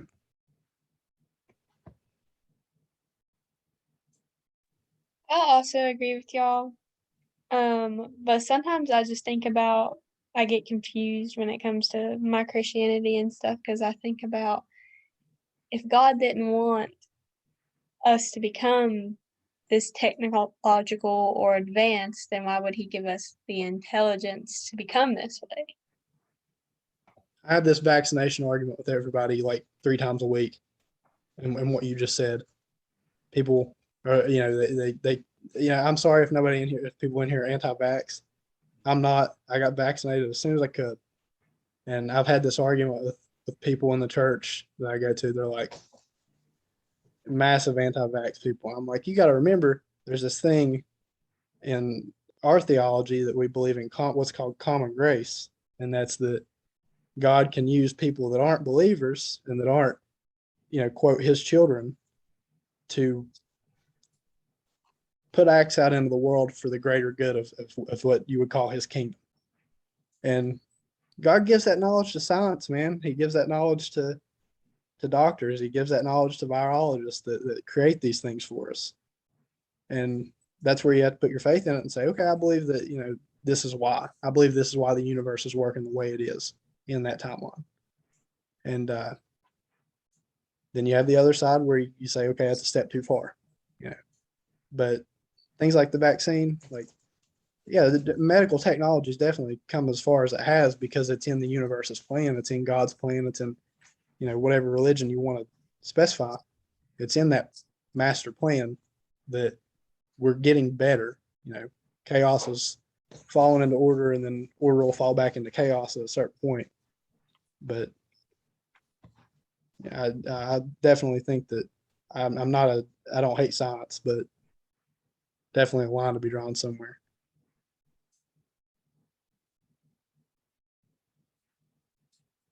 Yeah, I'm right there with you, Colton. Personally, I've heard arguments like the vaccines, the mark of the beast, and all this crazy stuff. I'm like, have you actually read that part of Revelations that talks about that? It's in your head or your hand, right? Revelations is a beautiful piece of literature. It is. It's it kind of, I mean, it's not gothic, but if you read it, you definitely you'll get the same feeling from Revelations that you get from a lot of horror writing, I guess. It's just a lot more mystical and Very, very fever dream. yeah. It's definitely full of completely unexplainable events. And then you have a lot of the end times folks that want to relate every single thing that's going on in American politics to the Book of Revelations, and that drives me insane as well because I hate fear mongering, and I hate the brimstone and fire preaching. Christ wasn't a preacher of hate and of scariness, and he didn't come down and talk about how scary hell was. He talked about how awesome love was, and every other religion mentions Christ and how he was a great prophet and a great teacher, and it's because he taught love.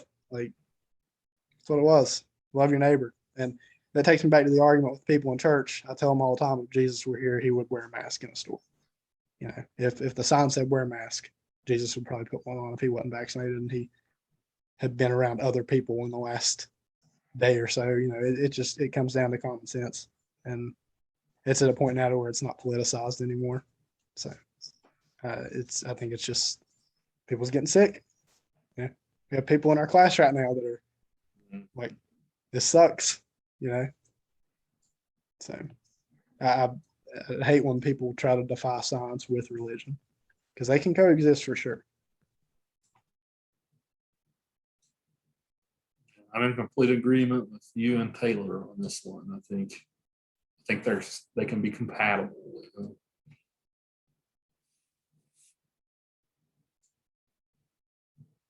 Good conversation here, guys. Like I said, this is why you take courses like this. Right?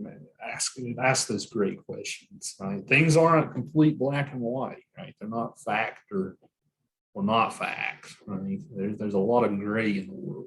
Right? That's why courses like this one help bring that out. Right? I try to bring it out at least. Great literature raises these questions. Right? So if you want to ask a question like, why do we still read Hawthorne today, right? He hasn't aged a day, right? In many ways, but the ideas that we're still talking about. The minister's black veil, right? That hasn't aged a day, right? People still cover up their hidden sins. Right? The birthmark hasn't. Rappaccini hasn't either, right? We didn't really have much time to talk about Rappaccini, but Rappaccini is a book or a story where the guy uses his own daughter as a test subject. And it makes her so poisonous, right? Even breathing on an insect will cause it to die, right? Just for the hell of it, right? That's the only reason why he does it, just for the hell of it, right? He tells her he wants to make her more than human. Yep, people still do that today. I mean, there's people out there that live, what's the word? I can't think of it. Vicariously. through their children. You know, that I wasn't an athlete in school, so I'm gonna make my kid a kick-ass athlete. I'm gonna force him to do this, just like he forced her to live in that garden. You know, where you can make your kid if you were a shy, bashful, non-confrontational person and you got pushed around a lot as a child, you can raise your kid to be a absolute monster because you don't want him to be like you. And that flower in the center of the garden in that story was very poisonous to him, and he raised her to where it was kind of a source of life for her. And you can look at that from an emotional standpoint too, to where when someone grows up, confrontation is toxic to them and it scares them and it sends them into a state of panic. And then you have a child and you're like, I'm going to get them used to this because it made me, terrible. I was sick to confrontation. Then you end up creating a little douchebag that's in like the 5th grade beating the crap out of people in the gym because you've taught them not to be afraid of confrontation. You can make a monster out of a child, and then they have no intent on it either. It's just something that's naturally there. Like she didn't have any intent in the story of hurting Giovanni. She didn't want to poison him. She had a good soul, but her the environment that she was raised in produced her to be physically toxic. So. Now, Rappaccini's that type of healer I told you guys about. That's all like spiritual. He's a spiritual healer, and those spiritual healers often use like herbs and herbal remedies and stuff like that. That's why he uses all these plants and like takes all these elements out of these plants. He's a homeopath, right? So like I said, homeopathy is concerned about your spirit, right? If something's off with your spirit, it's going to cause your body to get sick. So Rappaccini's messing with both spirit and body here. Right? He messes with his daughter this way. Baglioni's an interesting character in the story too, right? He's this mainline medical profession, right? Rappaccini's the alternative. So, like, which one's worse? That's sort of another question the story raises. He's kind of like the voice of reason from a certain standpoint. He's that guy on this end of the spectrum that's like, okay, I can tell the way he's looking at you on the street here. I know this guy's like got something up his sleeve planned for you, and he's a medical professional. It's in the cold hard fact of things, and he can tell that Rappaccini's like ominous, and he's reading Giovanni like he wants to use him for something, and he's looking at him like he's crazy because he's on that, like you said, he's on that side of, he's a homeopath. He's interested in the spiritual side as well as the, I guess, pharmaceutical side of things. And it's kind of like how if you've got somebody that's so invested in stone cold fact of science, how they look at somebody that's not necessarily like an anti-vaxxer or somebody that hates science, but somebody that's kind of sitting in the middle, somebody that's a little bit of afraid of a vaccine, uses natural remedies for stuff. Wants their kid to grow up playing in dirt. Like how somebody that's so stone cold fact into a medical profession that they're like, okay, yeah, you shouldn't let your kid play in dirt. He's probably looking at Rappaccini like that.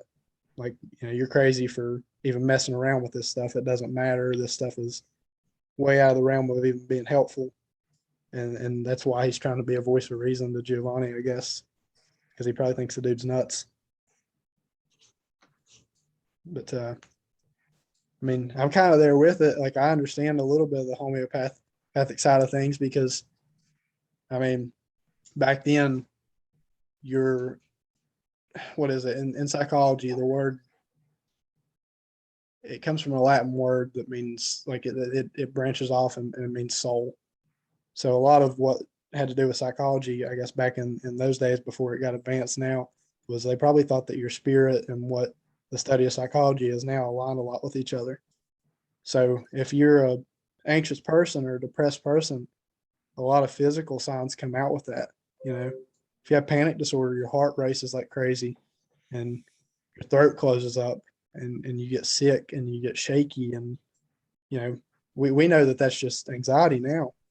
Back then, they probably thought it was a problem with the spirit, and they probably thought that there were spiritual remedies to fix that. So you can't say, oh, they're super crazy. Homeopaths call that the vital force. Right? If something's gone wrong with your vital force, like with your heart or in your heart, right? Or if you have some type of guilt or something, right? It's going to cause Right. physical symptoms. Right. And now we know that's psychology. And if you guys subscribe to any like homeopathy today, like you take herbal cures, like instead, like let's say you're depressed, right? Instead of taking like pharmaceuticals, you try to go the alternate route. Or any of you guys in here like that kind of thing? It's not legal yet in the state, so I don't really want to discuss. No, I mean, I think marijuana is a perfect Yeah, example. right. I mean, I'll argue up and down all day. That's another freaking debate I have with a massive amount of people in the church is the use of marijuana. There's no concrete evidence in the Bible that says it's unbiblical to use marijuana. You know, it's obviously not right to get so stone blasted out of your mind that you can't talk. But I mean, there's tons of religions out there that they smoke peyote out in the desert. I mean, Indians smoke peyote, you know, and to go on a spiritual adventure. And if we can sit and pretend like marijuana doesn't help post-traumatic stress disorder and marijuana doesn't help anxiety and it doesn't help, you know, it's not good for everybody. It's not a good fit for everybody, but it is a natural remedy for millions of people. And it's being denied to millions of people right now. And big part of that is because of people thinking that's a piece of crazy to homeopathic people. You know, if you believe in an herbal remedy, just because of the social stigma around it, you're nuts. Yeah. My sister's all about the, you know, sage, and she picks random flowers out in the woods and turns them into jelly and rubs them on her feet, like all kinds of crazy stuff. My sister's probably a homeopath, honestly. She's such a weird individual. She's so hippie, but also so conservative. And it was really striking to me the first time I told her about my views and my standpoint on marijuana. She's like, yeah, I agree with you. I just don't smoke it, and I don't think I'd like smoking it. I was like, wow, okay. Far right, not agree with me. A lot of why it's not legal is right, it's because pharmaceutical companies don't want it to be legal, right? And Taxation. Yeah. It's the same reason that prostitution is not legal. You can't tax it. You know, it's takes money away from people that already have money, and they can't have that. So, but we're progressing. We're getting there. Now this I past totally go ahead. You sure? I interned at a farm, and it was a herb farm to where, like, you know, you go out, what would be normal stuff to weeds in my grass, they would go out and collect that and make like teas or all kinds of other stuff with that. Like, I just found that really interesting. It's like, that ain't something I would personally do, but like they'd go get, like, I'd think they were daisies, just regular flowers. They'd go get it and make teas and all kinds of other stuff. And I was just, I could definitely see myself being a homeopathic. I find stuff like that really interesting. I find myself on TikTok a lot, like just saving things that, you know, you can just go out and forage yourself and make a salve or brew a tea that would, you know, solve like a sore throat or help with infection. Because I'm always thinking like, okay, what would I do, you know, if there ever came a time where I couldn't have access to, you know, a medical facility that would give me pharmaceuticals. then, what am I going to do? And the natives, they had their own way of doing things before pharmaceuticals ever came along. So, yeah. And as far as taking anything, I don't, we have like old remedies with ginseng and yellow root and stuff that, you know, grannies have passed down for years here in the Appalachian. But like if we have heartburn in the house, like we'll just take a spoonful of mustard and but that's probably about the extent of what we do. If I'm not in the medical field, but somebody correct me if I'm wrong, if they know, but isn't one of the main active ingredients in morphine derived from a poppy seed? Like, isn't that like heroin and opium? It comes Right. from, so, in that sense, a ton of things that we already use and that we consider to be super, super scientific and super medical that doesn't look homeopathic, it stems from a homeopathic root, I'm sure, pun intended, root. But, I'm sure that a ton of things that we use every day that we don't even realize to help ourselves, it probably comes from stuff outside that we pass by every day.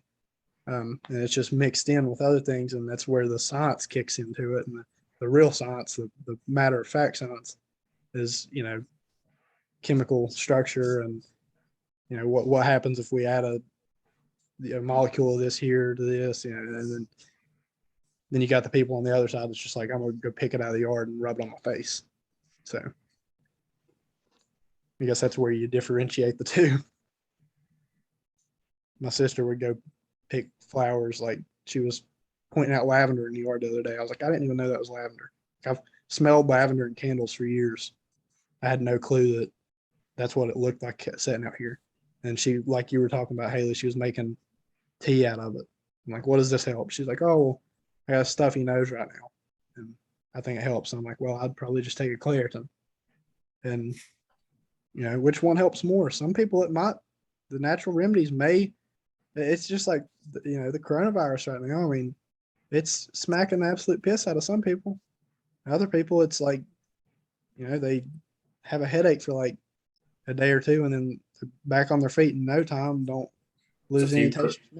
There's a few crazy people taking horse fungus medicine. Yeah, and I mean, if might work for one in a million, but that probably ain't gonna work for everybody. Just like some kind of herbal tea just isn't gonna clear up a stuffy nose for everybody. But one person's genetics, it may be just enough to actually do it. And I personally, I would just stop at the gas station and get a Claritin if my nose was getting stuffy because of the allergies and stuff outside. But my sister's the type that she will not take Tylenol if she doesn't have to. She'll try to find the best natural remedy in the world to fix that. And I'm like, that's a little bit too much effort for me. I'm a little bit lazy, but she's into it. So Does that mustard thing work for you, Tiffany? It really does. It's kind of crazy, but whenever you first take it, it hits your stomach and it feels like, oh no, this was the worst decision I've ever made. But within like maybe 3 to 4 minutes, it's completely gone. I'll have to try that because I get bad acid reflux, so I'll have to try that. I've always heard that apple cider vinegar works well too. I've heard that. I've never tried it, but I've never tried the apple cider vinegar, but I've heard that. My husband, he worked in the coal mines, and I guess breathing all the dust and stuff, he kept a bottle of Zantac in his dinner bucket, and then he actually ran into a lady at the gas station, and he was there to get some Tums or Rolaids because he was out of Zantac, and she said, "Honey, just use mustard," and she had a bottle of it there at work while and she's like, I carry a bottle here, I got a bottle in my vehicle. He started carrying a bottle with him and it worked for him, and now that's all we do for heartburn. Mustard is really good for burns too. If you burn yourself and you put it on there, it'll take the sting away. I'm learning stuff here. It's interesting. I'll try that next time I get a bad acid attack. They say that Nexium and stuff causes you to get stomach cancer, right? So it can't be worse than that, right? Yeah, and acid reflux is really dangerous too. I actually found that out the other day because I'm gonna go TMI and share some personal information with you. I've got panic disorder, so that's why I know so much about it. You know, I'm prescribed Klonopin and stuff, and a lot of times the only way that I can feel like not in a state of constant fear, like when I start to have panic attack, is I'll go puke. I've gotten to the point now to where I can just do it. It's no problem to me at all. I just yak up and I'm takes me about 20 minutes and eventually I calm down. It's kind of like I described, I was talking to some people on Reddit about it a while back. I was like, is this normal? Because like I've never ran anybody else with the same coping mechanism, I guess. And they were like, yeah, you probably feel like you're purging yourself of something bad. You know, you're getting that, you feel heavy and you feel that tightness in your chest. And when you throw up, you probably feel like it's a big relief to you because you don't have all that buildup and you feel like you're purging something. I was like, okay, that makes sense. But one of the people that I talked to about, they were like, you need to stop doing it. And I said, why? If it's helping me, you know, and I don't have anything on my stomach, if I'm not, you know, if it's not a sense of anorexia or bulimia, if I'm not making myself skinny and sickly over it, why is it a problem if it's just water or something? She was like, well, you got a lot of stomach acid coming up with that too. And that's really, really harmful for your esophagus. And there's a lot of people that when they have problems like alcoholism when they're young, or if they have a Crohn's disease or something like that, and they have a lot of acid reflux or they puke a lot, they'll end up completely destroying their esophagus. And she was talking about how people with acid reflux, when they don't let it get when they don't go and treat it or don't find treatments for it, and they just let it get out of control to where they're having acid reflux constantly, it permanently damages your esophagus. And I was like, oh crap, stop puking. I get it so bad that I get ulcers in my mouth. Yeah, see, I've got it bad, but never. And you know what I hate too is I love spicy food.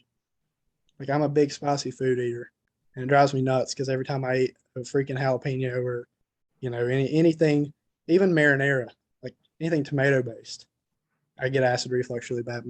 My go-to has always been Tums. I'm like, yeah, Tums work, but I'll have to try the mustard thing. That's cool. I've never heard that before. Try that I out. have panic disorder too, and that's what I'm prescribed to is Klonopin. But I try not to take him. You know, Very addictive. yeah, you just try to space them out as much as you possibly can because you know they can be real habit forming. Yeah, but there's actually, I don't know if you've ever heard of Dr. Yeager. You might have heard of Jordan Peterson. You ever heard of him? mm-mm. Jordan Who? Peterson. Jordan Peterson. He's a clinical psychologist, and he's got a couple books, and he's on the more side of the. He's not a big Sigmund Freud guy, but he's really big into Carl Jung. That was his kind of inspiration, and he believes in archetypes and lessons learned. He doesn't think that everything just thrives off of sex and death like Freud did, but he has really bad panic disorder, and they prescribed him Klonopin, and he is a famous clinical psychologist. Like he's very well known in that community, and he got addicted to Klonopin. So it shows you just how easy it is if you use it as a crutch and not a, like a tool. Yeah, not a tool. If you use it as a crutch instead of a tool, you're right. Then it can definitely be dangerous. And I like you said, I'll take a half of one, and then I'll be like, God, I had one yesterday. I don't need to take one again. I'll just fight through it. And then like 2 or 3 days go by, and I'll take another one. I'm like, okay, I feel a lot better now. They're cool because they got like a 30-hour half-life to them, and they last a while. I've never been a fan of SSRIs. I think that's a line, like we were talking about earlier, of playing God. I think that's where you can kind of draw the line at, is when, if you absolutely need them, yeah, take them. If they work for you, take them. But from my experience on SSRIs, something that completely changes what's going on with your neurons in your brain permanently. You're taking something on sometimes people take them for years straight, and it's completely altering what's going on up there. I don't believe in that. I'm more of a Band-Aid guy, Neosporin type of guy. Like I think that things like marijuana, things like sedatives like Klonopin, something that can calm you down for the time being and let you recollect yourself, those are more effective and important in the long run than things like SSRIs. Because if you go off Zoloft abruptly, you're screwed. I did that once. It was awful, terrible, and I don't like them. But I've seen people that have massive success on like things like Prozac and Lexapro. Seen people have massive success on it. It just didn't work for me, and I guess that goes back to the point that we were talking about with homeopaths, is that sometimes natural remedies work, sometimes certain medicines work, sometimes certain medicines don't. That's like I never want. They tried to give me Prozac, and I wouldn't take it because I didn't feel like my panic disorder is not really like an everyday thing. Right. I have some days that I'm fine, but maybe I might get more panicky in the evening time, or if just depends on my stress load, really. Yeah. But and then sometimes I could be having the best day ever, and then just whoop, there's your Yeah. panic attack for the day. And you're Big crowds cause me to spiral out of Yeah. control. Yeah. Yep. I've gotten that way. I didn't used to be that way. It was really weird. It come on all at once for me. I was like, I used to be a complete social butterfly, and I guess I still am in some aspects, but I have to really mentally prepare myself for it. And it's weird. The thing about panic disorder is they say the number one cause of a panic attack after your first one is fear of another one. You're not so worried about what it was that caused that initial panic attack, and there's not necessarily a trigger. If there's a trigger, you're going to know what it is because it's going to happen every time that happens. I couldn't figure out why I was having random panic attacks. And I realized it was like when I would get the slightest bit of anxiety,